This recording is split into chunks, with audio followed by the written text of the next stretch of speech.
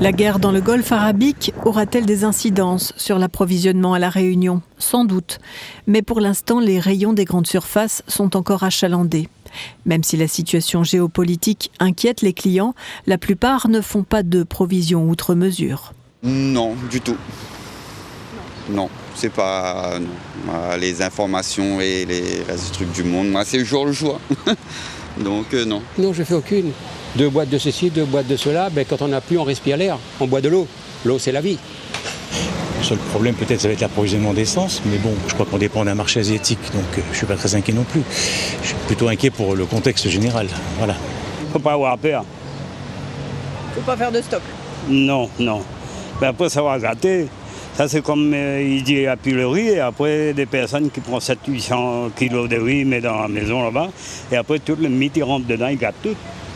Et puis, j'ai jeté. J'ai acheté 2-3 boîtes de conserve et du riz, parce que je sens qu'il y aura peut-être une guerre. Alors, il vaut mieux prendre quand même un petit peu ses précautions, quoi. Vous avez peur de la pénurie ? Ah oui. Ça vous fait tenir combien de temps, ça, 5 kilos ? Quand on est à 2, moi et madame, ça fait plus qu'un mois.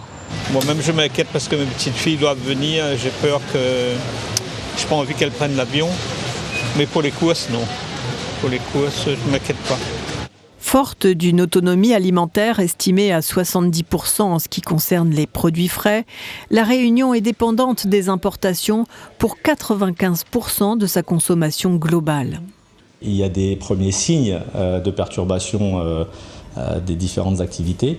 Maintenant, si ça devait encore une fois s'enliser, les conséquences pourraient être beaucoup plus compliquées, puisque je donnerai l'exemple de l'urée qui sert à faire les engrais azotés, qui sert à faire les produits pharmaceutiques, que nous retrouvons aussi dans le médical, sachant que le détroit d'Ormuz est fermé, le canal de Suez est fermé, ça va obligatoirement complexifier les chemins et routes logistiques. Donc soit c'est compensé par une augmentation tarifaire, soit ça va être compensé par un transit time plus long, parce qu'il va falloir attendre que tous les pays qui sont sur cette route-là mettent plus de containers pour que le trajet soit viable.